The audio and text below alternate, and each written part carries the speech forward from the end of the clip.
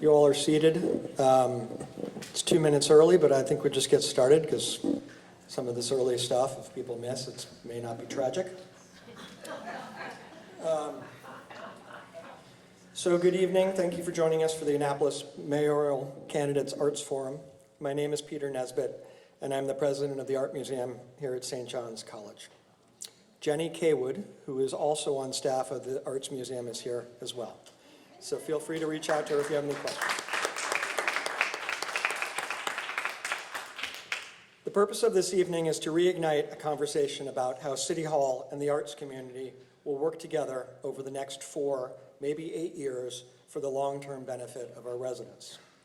I say reignite a conversation because there have been several attempts over the past decade to develop a vision and an arts plan for Annapolis. In 2018, there was the Soul of the City, which many of you, or some of you, participated in the crafting of. In 2024, the 2040 Comprehensive Plan was released, which had goals and action items for the arts embedded in it. And just this fall, the Annapolis Arts District Plan was unveiled with input from many people, stakeholders in the community. Needless to say, Annapolis is a city teeming with ideas and eager for civic leadership around the arts. I hope going forward, we will see some of these recommendations, those that have already been made, put in place. So it is great pleasure that I welcome our 2 candidates for mayor, Democratic candidate Jared Littman and Republican candidate Bobby O'Shea. Thank you very much to both of you for being here this evening. I also want to thank Jackie Coleman, Executive Director of Maryland Hall, for being my co-moderator. I want to thank Shelley Bancroft, Don Lamb Miner, John Collins, Carol Denny, Nick Bruce, Stephen Mason, and many others for making this evening possible. We're going to have the conversation will be divided into 3 sections. The first section is really about personal histories and relationship to the arts. We want to understand what your life relationship has been to the arts and how important the arts are to you. The second part of the evening is about crafting a vision for the arts for the city. And Jackie and I both want to say we know that probably it's too early at this point, that either candidate's can have a very clear vision for how the arts might function. So this is going to be exploratory in nature. And the third part is was gleaned from questions that many of you provided us that look at issues that are very important to you, that feel urgent, and we're going to ask the candidates how urgent they may feel to them. I now turn the microphone over to St. John's College Interim President Susie Pullman. President Pullman has been at the college since 1997, and although her background is in biophysics, she is an active participant in the arts on campus, as both a member of the Madrigal Group and the larger St. John's College Choir. Susie?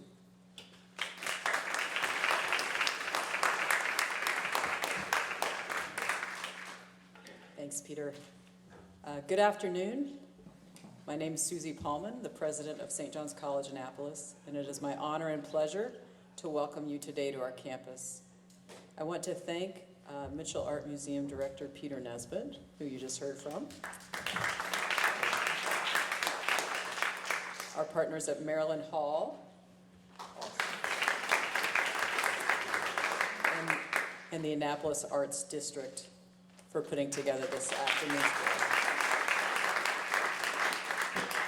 I also want to thank the City of Annapolis, the Arts Council of Anne Arundel County, and all of our generous supporters of art on this campus.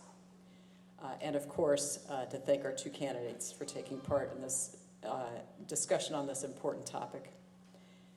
At St. John's College, we study some of the greatest books and works of art that humanity has ever produced.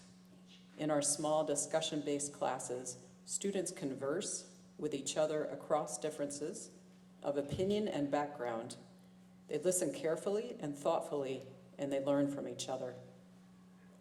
With the guidance of our faculty, our undergraduate and graduate students ask fundamental questions about what it means to be human. There is no agenda or talking points for our classes, only a shared desire to learn. We are committed to offering a distinctive and well-rounded liberal arts education. This includes time around the seminar table, in labs and tutorials, on the athletic field, and in the arts. And so I think it's particularly relevant that we're having this discussion here on our campus. We're, of course, primarily focused on our students, but we also welcome members of the broader community to join us on our campus. I encourage you to visit our beautiful bookstore, library, and cafe. Come by for a free Friday night lecture, concert, poetry reading, or performance by the King William Players, our student theater troupe. Year-round, we offer, of course, a dynamic array of extraordinary art experiences at the Mitchell Museum, right around the corner, which is the only nationally accredited art museum on a college campus in the state of Maryland. The current exhibit, Lost at Sea, Ulysses, is partially inspired by the second book that our freshman students read in seminar, Homer's Odyssey. Thank you again to everyone for being here. I look forward to hearing from our candidates on their perspectives.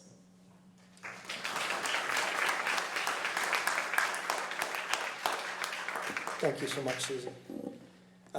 We have a great treat tonight in that Randy Cohen, right here, Vice President of Research at Americans for the Arts, which is a national advocacy organization based in DC, is going to speak with us for about 10 or 15 minutes to sort of lay the groundwork for this conversation.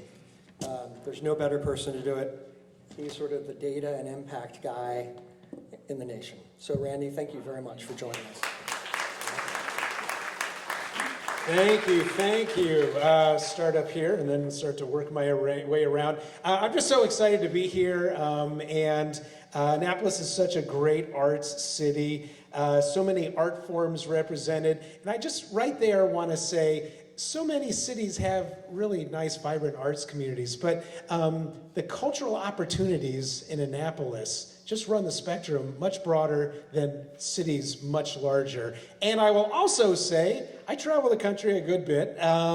It's not often you find the mayoral candidates having a forum and a conversation about the role of the arts. So thank you, and thank all of you for being here today. This is actually very special, and not everyone across the country is doing that. So that's a great story. You don't see that everywhere.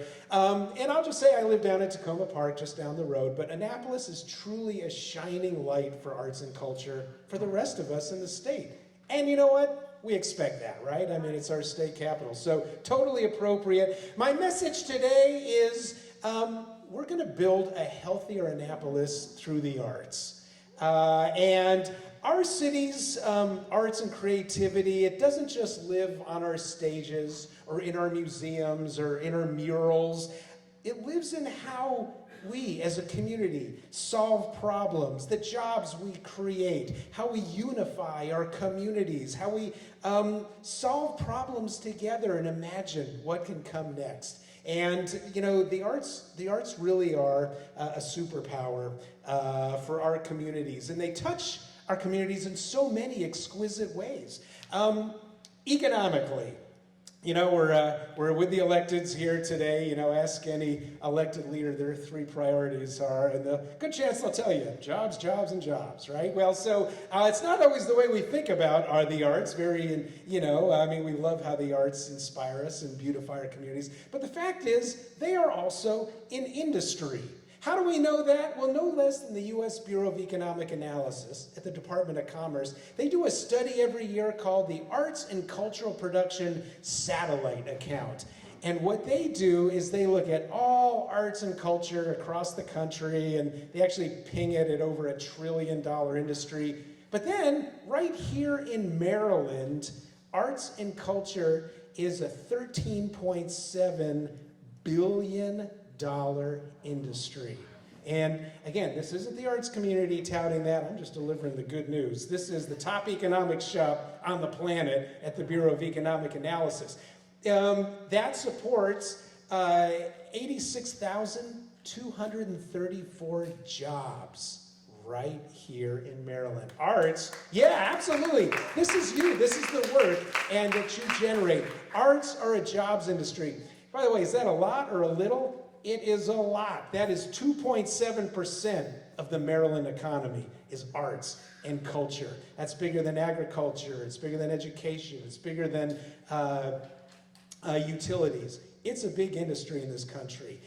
One of the interesting things besides the very fact that the numbers are fabulously impressive, but that they even do this kind of research on arts and culture at the Department of Commerce. You know, they study hundreds and hundreds of industries. There's got to be some real compelling, strategic, global competitiveness reason to do that kind of analysis. They only do a couple dozen of these. They're called satellite accounts. And it's an understanding that how do you prosper in a global economy? You innovate, right? We live in an innovation economy. And Department of Commerce is therefore saying, look, to innovate, you need to be creative. You want to be creative? You need arts and culture. And we got to track what's going on with arts and culture.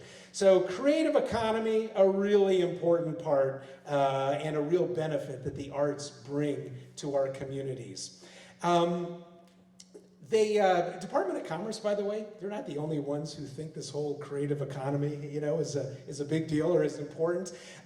There's an organization, it's called the Conference Board. They're up in New York. The Conference Board, you may have heard of them. They give you the leading index of economic indicators. They give you the Consumer Confidence Index. It's where the Fortune 1000 CEOs go for business information. And they published a report that's called Ready to Innovate. And in their research, it shows that creativity is now among the top 5 applied skills that business leaders are looking for. It's even leapfrogged the 3 R's, reading, writing, arithmetic. My wife's an elementary school teacher here in Maryland, so she's like, wait, what? It's, you know, of course you have to be able to read, write, and do math. But if you could take some creativity and apply that to your scientific, your engineering, your coding knowledge, that's how you create these innovation companies. And 72% of business leaders say creativity is of high importance. 85% of those folks say, we're struggling to find the people we're looking for. And so the researchers went back and they asked them, it's like, all right, well, you know, there's no typing test for creativity. How do you know if you got a creative person across the table from you? And there were 2 indicators way at the top. 1, starting your own business, entrepreneurial activity. 2, study of the arts, especially while in college. Here we are. And they write in the conclusion of their report, it's clear that the arts, and they list them out, you know, music, drama, dance, literature, media, provide skills sought by employers of the 3rd millennium. So as we think about, obviously we want to, you know, improve our quality of life. And in fact, I do the nation's largest public opinion study. 86% of the American population says arts, they improve our quality of life. They improve, you know, they make our communities more livable. That's not a surprise, right? We'd expect that. 79% of the American public, however, agrees that the arts are good for the local economy, local businesses, and local jobs. So when we kind of tell the story a little bit, you know, it starts to resonate with people. So arts are a good economic story. And that's not usually, you know, how we start to talk about the arts, but that's one of our important messages today. Now, arts organizations are businesses. You know, if you manage an arts organization, you pay utilities, you employ people locally, you purchase goods and services from other businesses in the community. We are an industry that supports jobs and generates government revenue. So when you fund the arts, you know, as part of your administration, those dollars aren't going down some black hole of goodness. It's given back to the community in all those different economic ways. But here's another value-added aspect of the arts. Think about the last time you went to an arts event. You know, did you like slip out of the house, go see the show, run home before anyone saw you? Probably not. You know, you paid for parking, you know, had dinner, you saw the show, and, you know, maybe went out for dessert or drinks after. If you got little ones at home, double the cost evening on babysitting, right? So there's all this economic activity that takes place every time our attendees go and have an arts experience. The arts are good for local businesses. So we did, as part of our economic impact study, big national study, 224,000 audience intercept surveys in communities across the country. A ridiculous oversample, right? The typical attendee to an arts event spends $38.46 per person per event, not including the cost of admission. So right? Does that sound like our experience? A lot of people are like, well, that's kind of cheap. And it's like, well, so if you take the kids to a theater thing, it's different than, if I take my wife somewhere else, So that's an average expenditure. We also found that 30% of attendees come from outside the county in which the arts event took place. And do they spend differently? Yeah, you bet they do. $60.57 per person per event, not including the cost of admission. So, the arts are drawing people to the community. We asked those non-local attendees in this big national survey a really simple follow-up question. Why are you here? We're glad you're here. Thanks for coming. But are you here on business? Are you here visiting friends or family? Two very common reasons people travel, right?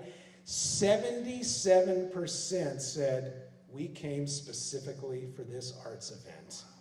So when we invest in the arts, it's not a frill, it's not an extra, it's an industry that draws people to the community. We're putting heads in beds, cheeks in seats, derrieres in cafe chairs, right? So we are good for local businesses. We did that study, actually. We were looking at 2022, which a lot of you will remember, like that whole pandemic thing, And it wasn't probably the best year to be doing a big national research study, but that's the way it rolled. And so there is still a lot of, some concern, like, we're still working back with some of the audiences. And just to say, if that's your experience, that's kind of a national trend still, we're still, trying to get, all the attendees back. During the pandemic, the arts were, though, absolutely devastated by the pandemic. 99% of presenting organizations, museums, festivals had to cancel productions and exhibitions, close, suspend operations. Some never reopened. Johns Hopkins University, actually, they track employment in all of the nation's nonprofits in this country. 1.6 million nonprofits, about 110,000 of them are arts nonprofits. Arts nonprofits lost jobs at 5 times the rate of all nonprofits. So if you were feeling it, we're already having some conversations, people who lost jobs, during that. So, and actually the Department of Commerce even did a study that's called out the arts, specifically the performing arts, as among the most devastated industries during the pandemic. So, there's still challenges as we work our way back, right? And so that's one of those things, to consider. What are we doing to help fuel this industry and sustain it into the future? What are some of the other benefits we get from our vibrant arts community? There's so many. Education. A young person, a student with an education rich in the arts is performing better academically. If you're the education mayor, you love the arts. The students have better grades, they have better standardized test scores, they have lower dropout rates, and those are findings that cut across all socioeconomic strata. It's not an affluent phenomenon, it's not an urban phenomenon.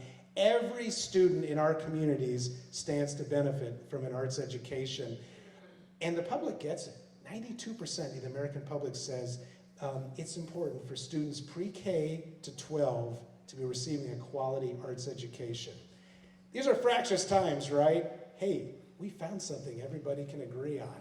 9 out of 10 independents, 9 out of 10 Republicans, 9 out of 10 Democrats say yes to arts education. How great is that? The arts unify our communities. They connect us. 66% of the American population said, the arts help me understand other cultures in my community. 72%, the arts create opportunities for shared experiences with people of different age, race, ethnicity, faith. So, the arts, they unify our communities. They can pull us together. And so I think that's really an important story to tell as well. There was one fascinating number that was actually up during the pandemic. So many of the indicators were down. That was personal creation in the arts. I myself I took up knitting during the pandemic. Not very good. I make the world's longest scarves. But you know what? It was a perfect escape to is there another place for me on the other side of this pandemic? 37% of the American population said, yeah, I tried some kind of new art or creative expressive form during the pandemic. Attending, right? How many loaves of sourdough bread did we all eat? Culinary. Amazon was writing these articles about this mysterious spike in ukulele sales. So, anyone try the ukulele during the? Okay, we got a couple, thanks. So during the pandemic, we were part of an international research study that with University of College London, University of Florida, and it was looking at the role of arts in improving our health and our mental health. Short story, and this is tens of thousands of people who did these weekly surveys for us. Thank you if you're out there. People who had a half hour a day, just a half hour a day of some kind of arts, creative, watching, participating, making, had lower rates of anxiety, lower rates of depression, higher rates of life satisfaction.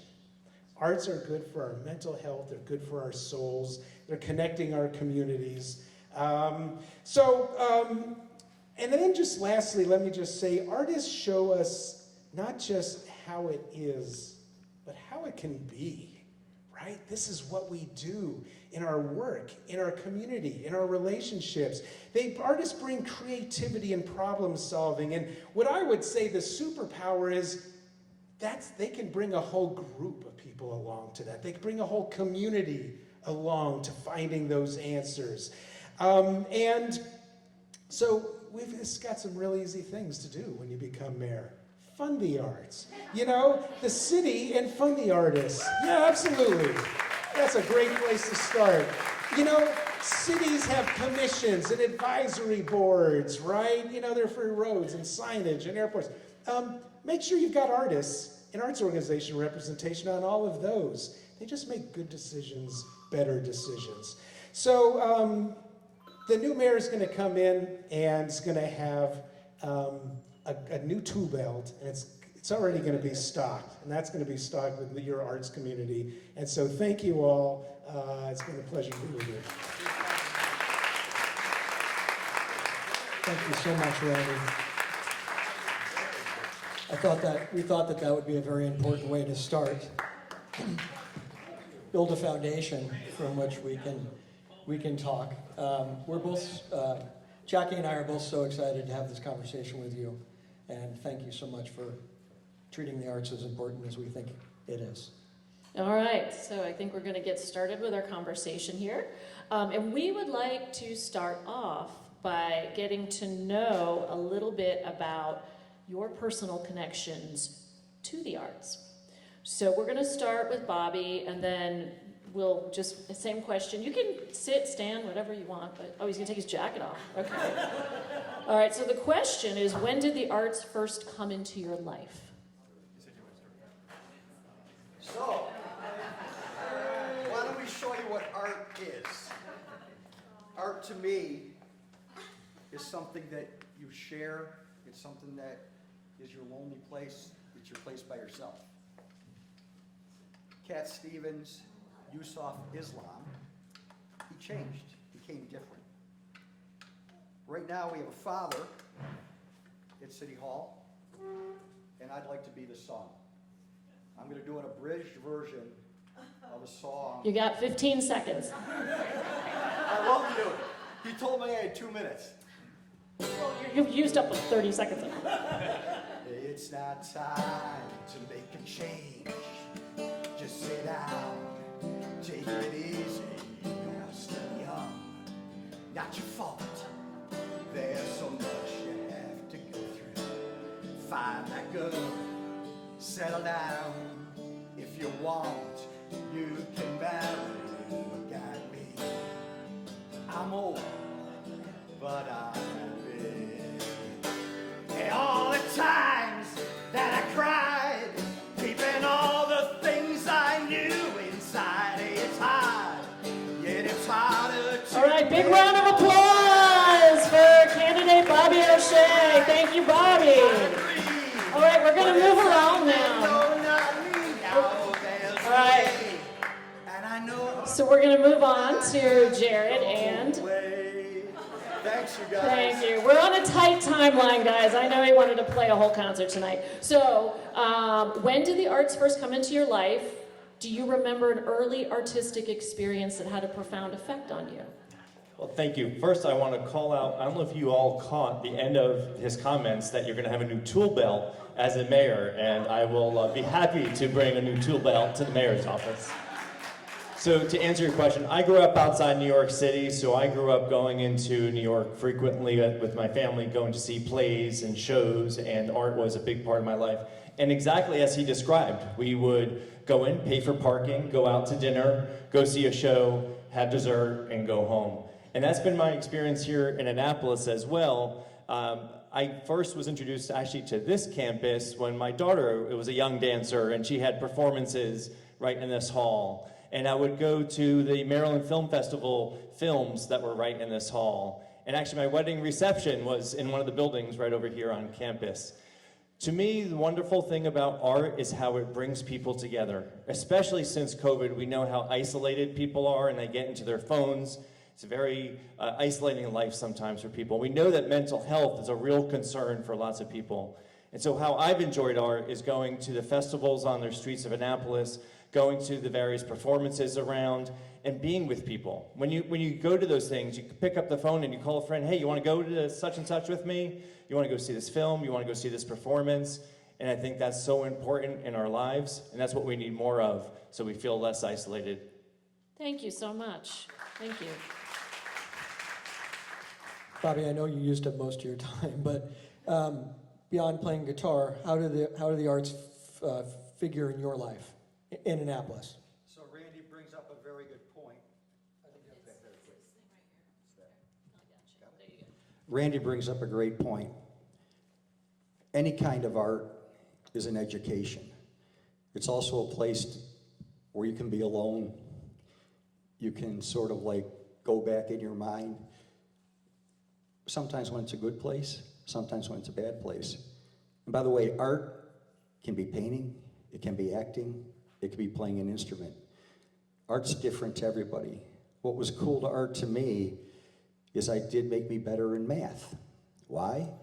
Because all of a sudden, you know, a quarter note, an eighth note, a 16th, a 64th, actually math itself is easier than what some of these piano people do when they're seeing literally 128 notes and over here you're playing a totally different meter. It helps your brain, it helps your mind. I love art. I've been in it for a long time. I actually had a job.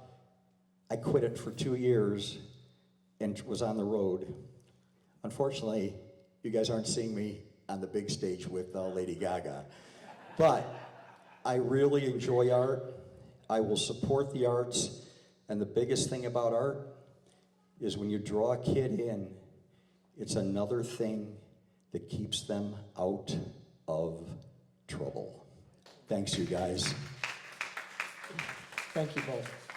We're going to shift on to this second section, articulating a vision. We know it's still fairly early. I mean, we're getting towards the end of the campaign, but as you're thinking about articulating your vision for the city as a whole, we're both really interested in how you see what role you see the arts playing in your administration.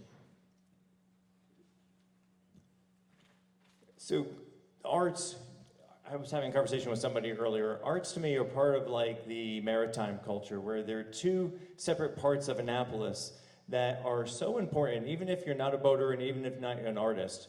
You like that there's art in the community and you like that we're on the water. They're key elements of how we define ourselves of Annapolitans. When you think about the wonderful things about Annapolis, you have two great academies here, you have the maritime industry, you have a thriving arts community.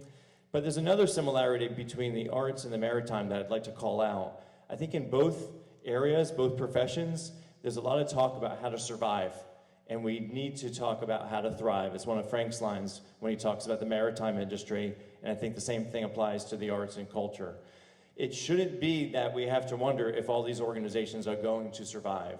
We should be incorporating it. We know that in Anne Arundel County, for every dollar the state invests in Anne Arundel County arts, they have a $9 return on the investment.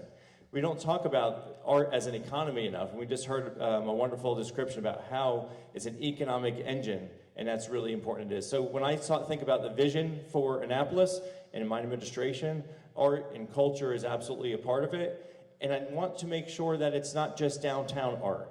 I've been a part of the South Forest Drive Business Association, and we took that ugly fence by the middle school, we cleaned it up, we got children created art along that fence line that's still there today, and it's still growing.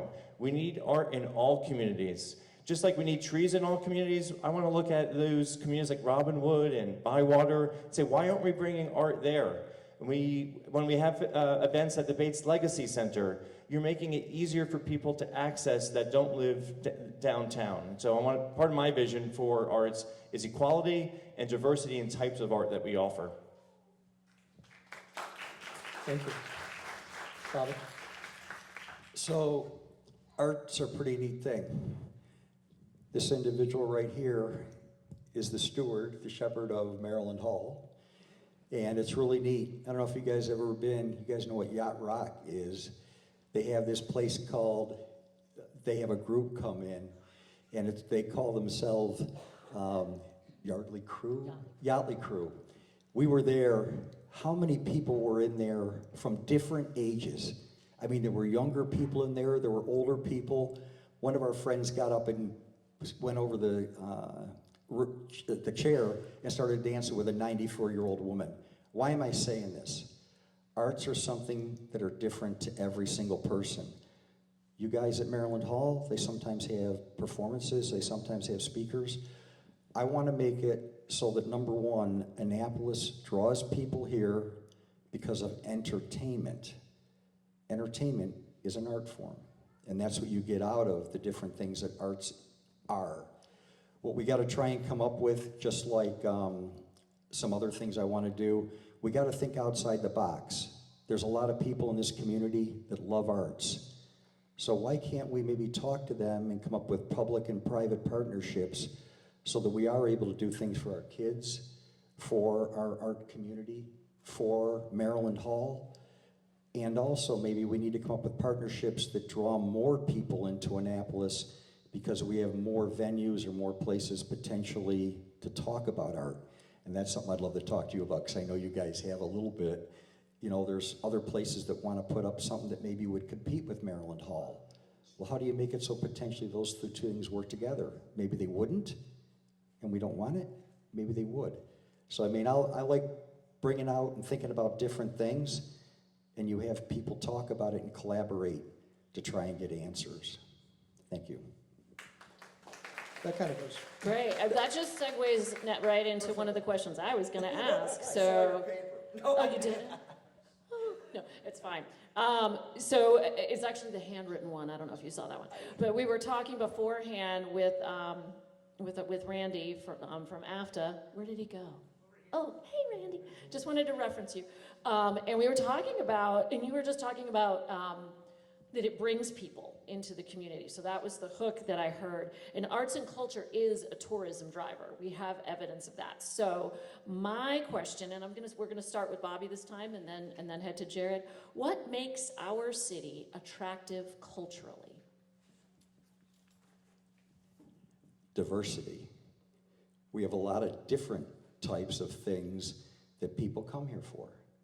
They come here for potentially a football game. They come here for athletics. They come here for music. They come here for performances. I was speaking to someone in the audience, and we started laughing for the 15 or 16 times we've gone to the Nutcracker with younger kids at Maryland Hall. Why is all those things different? They draw people. The more people that we can draw here, the more money people spend. Where do they spend it? Our hotels, our restaurants, other entertainment venues. when I go to Maryland Hall, you'll probably correct me on this, but probably 7, 8 of the events I go to, there's a charge. Some of them they do at no charge. But there's a lot of things you can do in town that are a charge. Like what about when they do the dancing down at Campbell, you know, downtown at City Hall, or City Dock? Or what about when the Naval Academy comes out? Look how many people come. What else is entertainment we have? What about the boats in December when we have them going on Spa Creek and in the harbor, the Christmas boats? All those things are entertainment. All those have something to do with the arts, and all of those are something that draw people to Annapolis so that we have the potential to help you guys even more, the venues. Thank you. Mind repeating the question? Sure, absolutely. So arts and culture is a tourism driver, and given that, what makes our city attractive culturally? I would say the diversity of people we have. I love the fact that we could have Olympic artist Jesse Radulis' art displayed here in Annapolis and get to see some Hispanic art. And then we get to see Darren and Allison's art farm, and they have such other unique art. And so we have so many different people and artists and different forms of art that it's enjoyed by so many different cultures. A lot of Maryland doesn't have that diversity of cultures, and that's what I love. One of the things I love about Annapolis. We also have so many different types of performances. So whether you like music or shows or plays or symphony, we have such diverse range. We have some symphony fans in the audience I see here. Good to see you. We also have so many, our schools, our public and private schools, are putting out really fun shows, performances. I also know that there's so much interest in joining together of where we can have better performing art centers, whether we use Park Place better as a potential source for more art. So we have a lot of creativity. We have a lot of people interested in providing more art, and I love the diversity that we have. Great, thank you. Want to keep going with this next one? Yeah, all right. So I love that you guys both brought up the diversity that we have in various different ways in the community. And sometimes, and a lot of things seem very appealing and interesting, but sometimes decisions have to be made. So this next question is to kind of put you in a decision-making framework. So if you had to choose, do you think taxpayer-driven investments in the arts should go primarily to high-profile festivals and events which raise the profile of our city in the short term, or to long-term investments such as arts education, public art, or artist housing? Start with you. Start with you, yes. I'll give you an answer, but the reality is we have so much money coming in from the hotel tax. We have 3% of a hotel tax comes into funding our arts and public places. I've heard two different numbers from two different authorities, but the two numbers range from $170,000 a year up to $250,000 per year that comes in from the hotel taxes. That is enough money to do structure art, visual art that we could have around the city, get the Westgate Circle finished, for instance, and have festivals, and whether it's the Chocolate Binge Festival or Art Songwriters Festival, there is money for both. So I don't think we have to make that ultimate decision with the amount of money we have automatically coming in without needing a decision from city government. On an individual basis, I support continuing the parades. There's 3 parades that get waivers from the city. I would continue doing those waivers because I think they bring so much. That's the Annapolis Pride, Juneteenth, and the St. Patrick's Day Festival. And so I would support those festivals. I would like to see more visual art. I think we used to have more of that. There's less coming on. We have murals that I support as well. So there are tough decisions to be made, but I'm not sure that the question creates one that we have to pick. So it's neat when someone asks a question, people hear a different question. The question that I heard is, do we want to try and allocate money to things that bring people here quickly, or do we want to try and allocate some of the funds to make it so that we spend them to help our kids get into art? I like Maryland Hall because we talk about the auditorium and we talk about the events that happen there, but Maryland Hall adds something else that is a big asset. They teach our adults, our senior citizens, our kids how to play piano, how to throw a pot, how to do different things at the facility that you're at that's right across the street from my house, literally a stone's throw. And Maryland Hall has become a good neighbor. I'm sorry I didn't get your name, but I was speaking to an individual out there who's part of the opera. And what was neat, I remember going to the Nutcracker when the music was just reverberating all over the place. But because you guys got investments in that, the sound in the theater in the last 10 years and the acoustics has gotten a lot better. So there's been investments. So I definitely want to invest both in things that bring people here, but I also want to bring things that enhance the lives of the residents of Annapolis.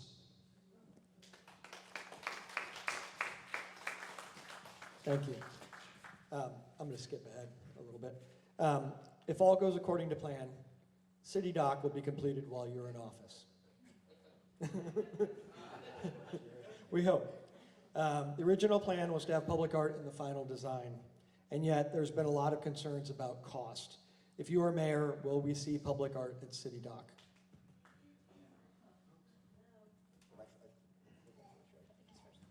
So the answer to the question is yes.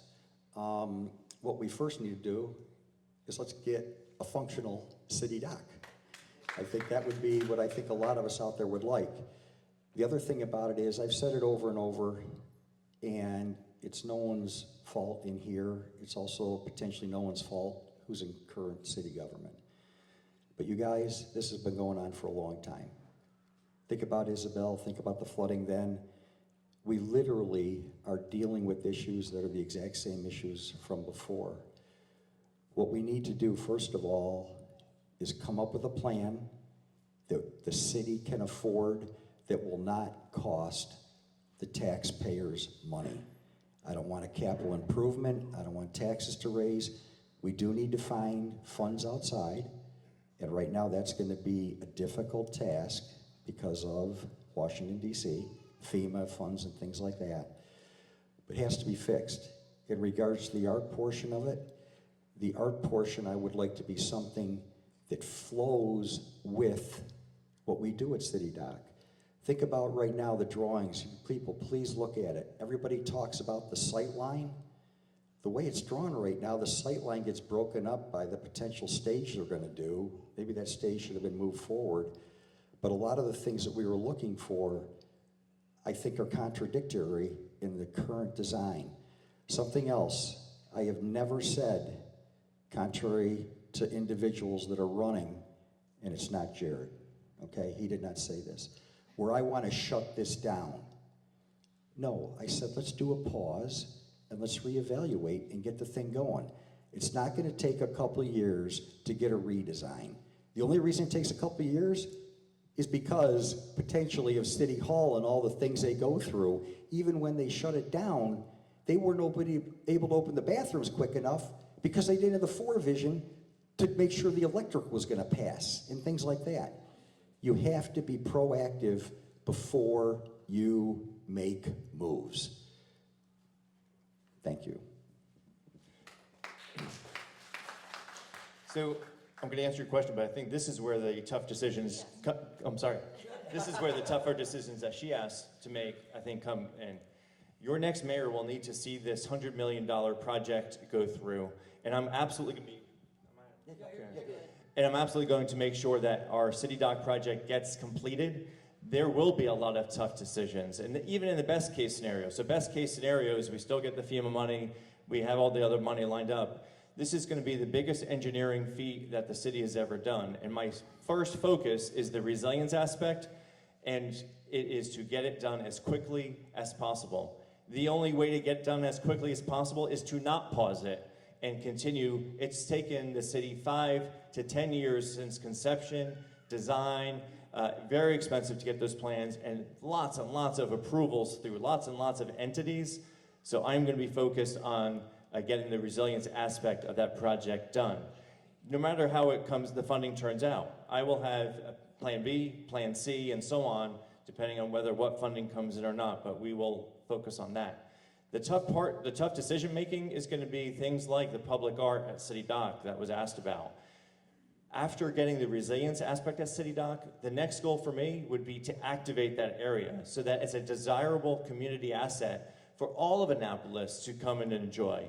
And whether it's performances at the stage, which would be wonderful, or if it's visual art, we need to activate the area so that it's not just for any one part of Annapolis. We need to have programmatic plans for use of that great facility that we're going to have down there so that all parts of Annapolis are excited about coming down to City Dock.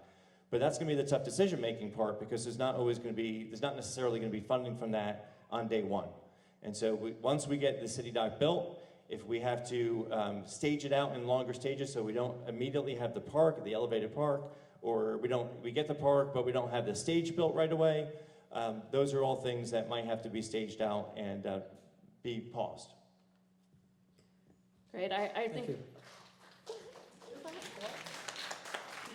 I have a question that I know that many of these people that are here, and I think they'd be very curious their thoughts on it. So there are 3 arts plans. You guys familiar with the 3 arts plans that are out there? There is, they were mentioned earlier when you made some comments. There's the Soul of the City from 2018. There's the 2040 comprehensive plan from last year that I think was driven by the city itself, and a new one developed by the Arts District. And I'm wondering if, and I think we start over here this time, are you familiar with any of them? And if so, what are your thoughts about them? Yep, I'm familiar with all of them. I even have one of them in my pocket. Okay. The Annapolis Art Plan, that's the most recent one. And this is an effort of multiple entities, multiple interests in the arts community to collectively break down into simple goals and objectives of what the arts community wants to focus on. And none of it would be surprising if you read it. It's things like staffing, it's centralized leadership in city government, it's more money, it's help with marketing and visibility. Those are all things that I'm familiar with, and certainly the comprehensive plan, this is hundreds and hundreds of pages, but I've read a lot of it, including the arts, and I've read Soul of City, which was one of Gavin's kickoffs, so I'm familiar with the 3 documents. They're all getting to the same point. It's how can we make sure we're fostering a community where artists feel like they're wanted here, they're attracted to the community, there's space for them to do their art and performances, and that there's some money. It's, the starving artist, we need to make sure artists get paid for their valuable work. Thank you. The city just recently, as in last year, took on a new role of bringing oversight of arts and public places into city government. And we have one of our fantastic city employees here, in Eric, who might have a little role in that. The city planning and zoning department does provide valuable oversight. The city spends a lot of time making sure that when checks get issued from APAC, that everything's processed appropriately, there's accounting there, we know where the money is, and we know where the money's going. We potentially could have better leadership so that it's not just helping with process for arts and public places, but there's a unifying force that is saying, okay, these are 3 city events, but now we have all those nonprofit entities also doing lots of entities. Where's the common theme? Where's the big strategic plan for making sure all voices are represented, different types of artists, different cultures are represented, and hey, let's make sure they're not all on the same weekends and make sure they're coordinated with the boat shows. So there's lots of opportunity for better coordination that a mayor's office can and probably should provide. So I will be honest, the 2018 I barely knew about. I read it a couple times, in articles or whatever. The last 2 I do know. The 2040, I only know it because I've gotten deep into the 2040 because of all the other things that are in the 2040 plan that a lot of people are calling out. First of all, in regards to the arts, we're going to go back to what I originally said. I think they're important. And one thing we need to look at is how do we make it so the money that does go to the arts is spent potentially more efficiently so that we're able to get more done with it, so that we maybe get a little bit better impact. That impact may be in regards to actually enhancing Maryland Hall, making it so that we are able to have more events. How many times have you guys gone down to Campbell Park because of an event? And why I'm asking that question is, a lot of people tell me that they avoid downtown at all costs because, I see shaking heads, because of parking, because of a $50 ticket and everything else. I have a question. Why can't we make it so it's easy to actually see our arts and performing, instead of me having to worry about how I'm going to get down there and where I'm going to park? I want to make it more convenient. I would also like to make it so that people in the arts, and I will promise you this right now, you know, I've given people my personal number. That number's not getting turned off. Arts are honestly important to me for multiple reasons. It's personal to me because I was involved with it. It's personal to my son who plays piano, and he's a great piano player. If it wasn't for those teachers and that opportunity, guess what? There wouldn't be an art. If any of you have ever seen the movie about Steven Spielberg and how he became who he is, please watch it, because every single hurdle, including people beating him up because he was Jewish, including people not wanting to give him a job, his parents having issues, you wonder why that guy has an eye? Because he was a young kid. He was put through things that not a lot of people are put through. But look at the final result. I love arts. So I think we should move to this Yeah. third section and then kick off with your questions. Perfect. Okay, great. So in preparing for this conversation, we invited questions from people working in the arts sector, and we'll present a few of those so you can hear what people are concerned about, but also so you can respond by saying whether the concern would float to the top of your list of urgencies. You want to kick off? Yeah, this is a question that relates to the arts plans. It's something that's come up in the arts plans. When the current administration took office, City Hall established an arts liaison position to coordinate arts activities around the city. That position is now questionably active, and it is unclear whether it even still exists. All three arts plans call for that position to be fully funded. Do you support the hiring of a full-time city arts manager, and do you have someone in mind you might appoint for this position? So one thing I want to do differently in city government is I'm not going to make financial decisions in silos like that. It's a bad way of managing a budget. I experienced this when I was on the city council for 5 years. All of the time you would get great questions of, hey, we should fund this or waive fees for that. And it was always in these silos decisions because they always sound like great ideas like this. I'm not going to have that sort of budgeting process. It'll be, when we're budgeting, it'll be, we have disciplined spending, and we'll have pots of money, and it'll be rating and scoring of, do you want the money to go to this or to your police force? Do you want another peak time medic unit, or do you want more money in planning? And it'll be my job to shepherd that through and to find ways to get more efficient so we can get more value for your money, true value perhaps, and we'll, sorry, I wasn't planning that, it just kind of came out. So anyway, so to answer your question, I'm not going to give you a definitive answer of whether we need that funding. I think it is a worthwhile goal to have that person. As I mentioned in my previous answer, to have that coordination makes a lot of sense, and it'll be part of strategic planning of how what positions get filled and funding.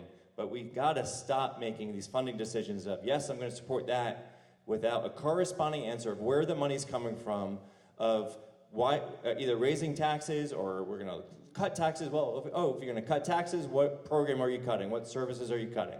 We have to be realistic with what we can provide. Peter walked a really slippery slope on that question. He said we originally started out with an arts department, and then we quasi don't have one anymore, it got removed. Actually, if I'm correct, an individual who ran for alderman was involved in that position at some time.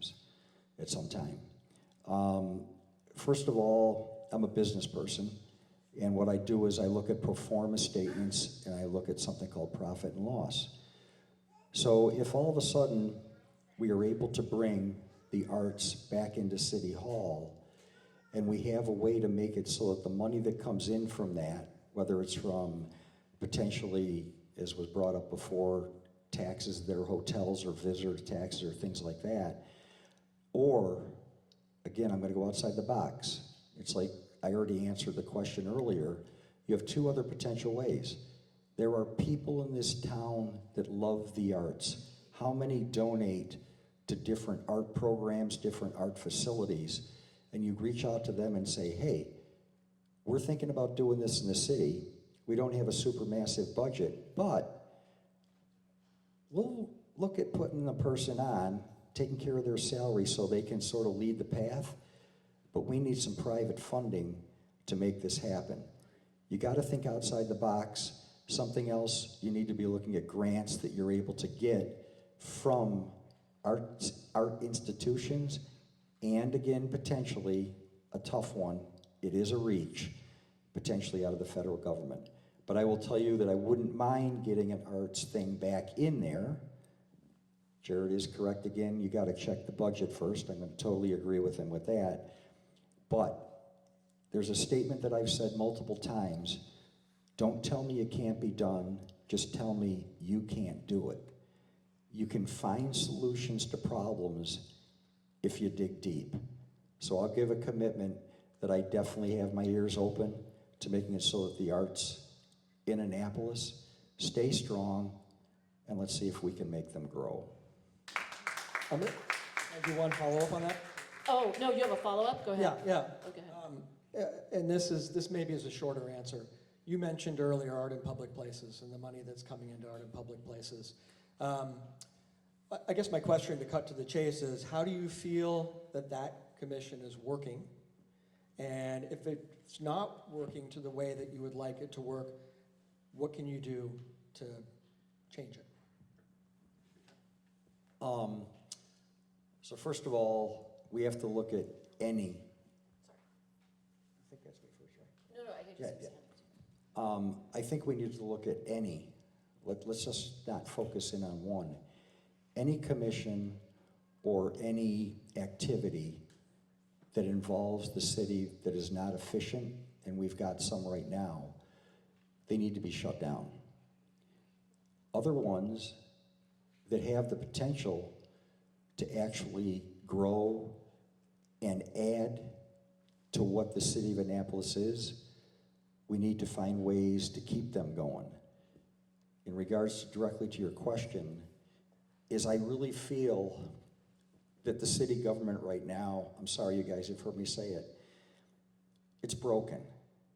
Every single time that there's a vote that happens, it's 9-0 or 8-1. And it's 8-1 because someone in a ward is saying, I gotta vote. My people aren't gonna like that. It's okay, go ahead, don't vote with it because we've already got the 8 votes. That's not how government should work. Government should work that you have opposing views, because opposing views will create better results. How many times has anybody here worked for somebody who says the following: you do it my way or take the highway? Those are people that literally do not make it so you get best results. I want to make it so the people who work for Annapolis, the people that live here, enjoy where we live, and more than that, they actually are proud for the investment and the effort that they give to where we call home.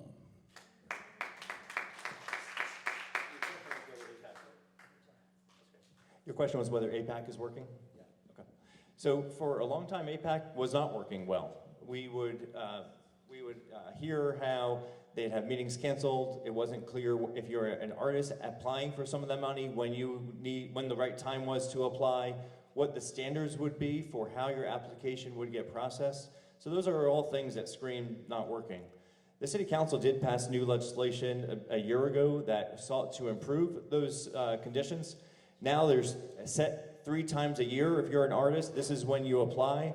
There's now standards for how those applications will be reviewed, and there's greater oversight and involvement, as I mentioned earlier, from a planning and zoning department, and all those are healthy changes.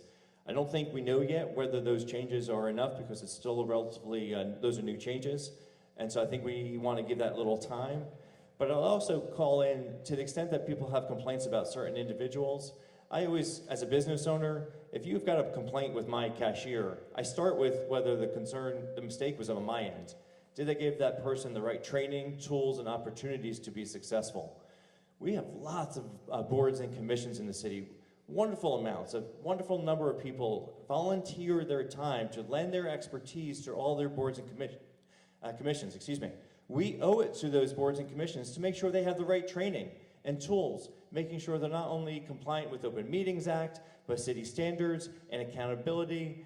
We have a role in the mayor's office of ensuring that we have that training, oversight, and that our boards and commissions are trained on how to run well and efficiently with accountability and transparency. And only then, if we've laid out the standards, we've trained on standards, and we've provided that oversight, then I think we're in a better position to say, okay, if there's now a change that needs to be made, we can make that. I don't think we're at that point with APAC in particular, because the new process is in place, and I don't think the training has been effectively implemented. So there's room for improvement.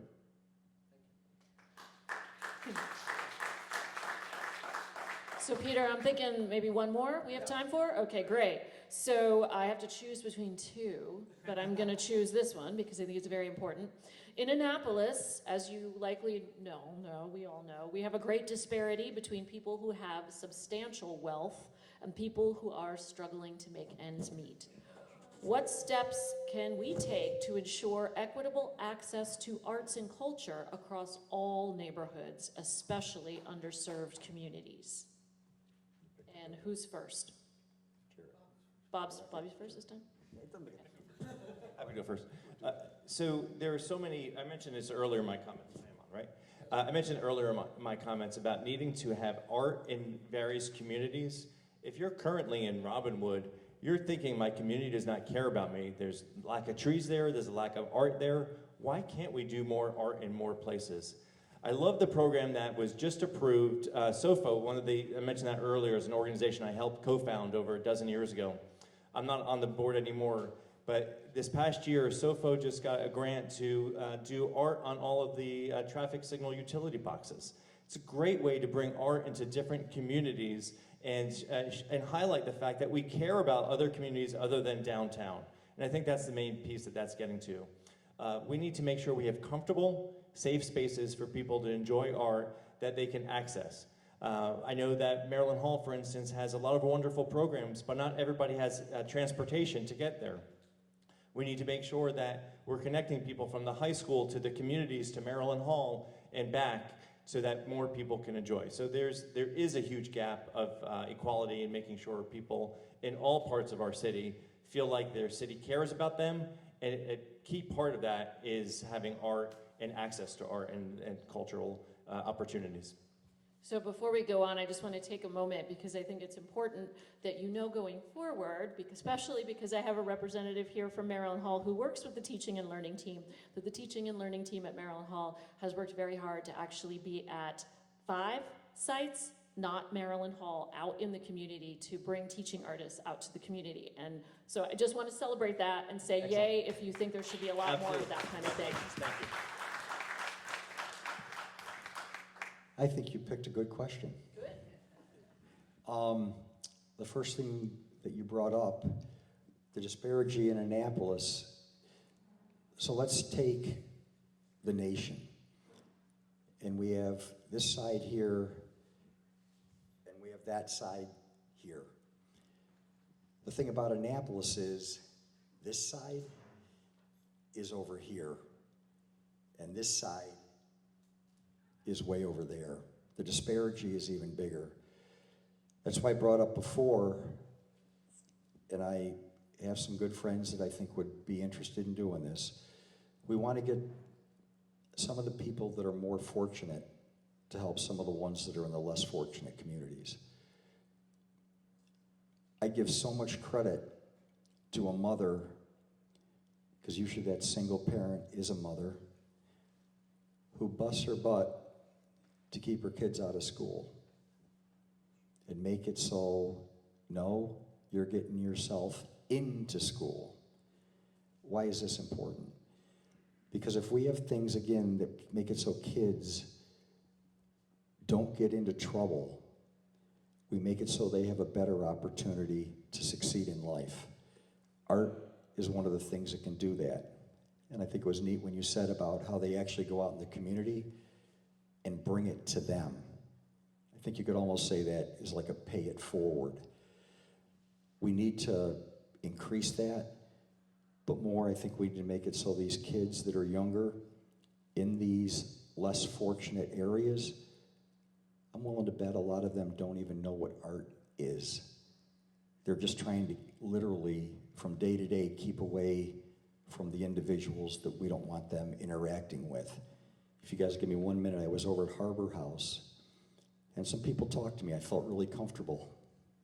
But what was really neat, this one gentleman said to me, don't go over towards the hole.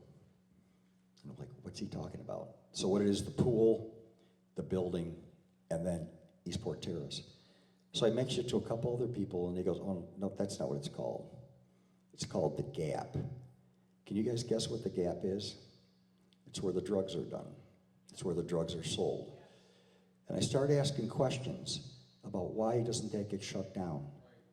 Do you want to know something? I was schooled. They educated me.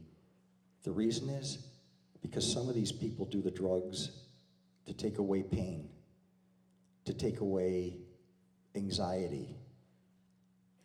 What we're here right now for is something that takes away pain and anxiety. Art is a release. Art is something that's in your heart. Art is something that we learn to grow with.